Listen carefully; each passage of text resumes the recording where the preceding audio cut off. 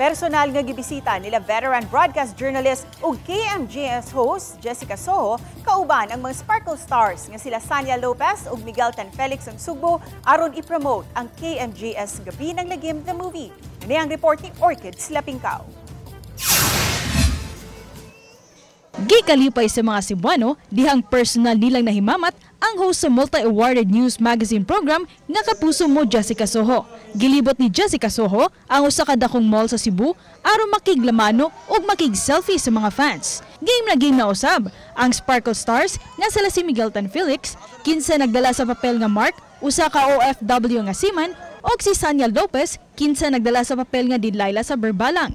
Bisag dili pa kini officially showing sa mga sinihan, apan daghang mga fans ang nagpalit na og mga tickets ug excited nga makita niini sa sinihan.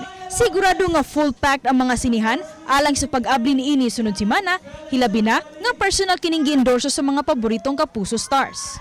Gilangkuban sa tulo ka hugna sa salida ang KMJS Gabi ng Lagim the Movie, diin ang matag usa ka hugna gibase sa tinuod nga istorya sa kinabuhi. Lahat ng bagay, may mga horror tayong pagdadaanan sa buhay, pero kung paano ka tumayo, kung paano ka lumaban para sa buhay mo at sa ibang tao, yun siguro yung magandang i-apply natin sa buhay. Sobrang quality nung material namin, ang gaganda ng stories, lalo na pag narinig mo na based on true events yung ginawa namin, talagang lalo kang kikilabutan. So excited akong mapanood to, excited ako para sa mga fans ng Gabi ng Lagim din.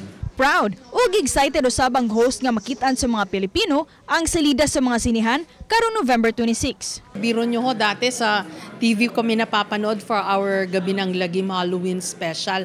Ngayon ilalagay na po kami sa big screen. Di ba? Parang wow, ni sa hinagap. Hindi ko ito pinangarap, pero eto na. Pinaghirapan po namin yung mga kwento. November 26 na po ang KMJS Gabi ng Lagim the Movie. Garantisado po, nakakatakot ito. Ako si Orchid Slapingkaw, Balitang Bisdak.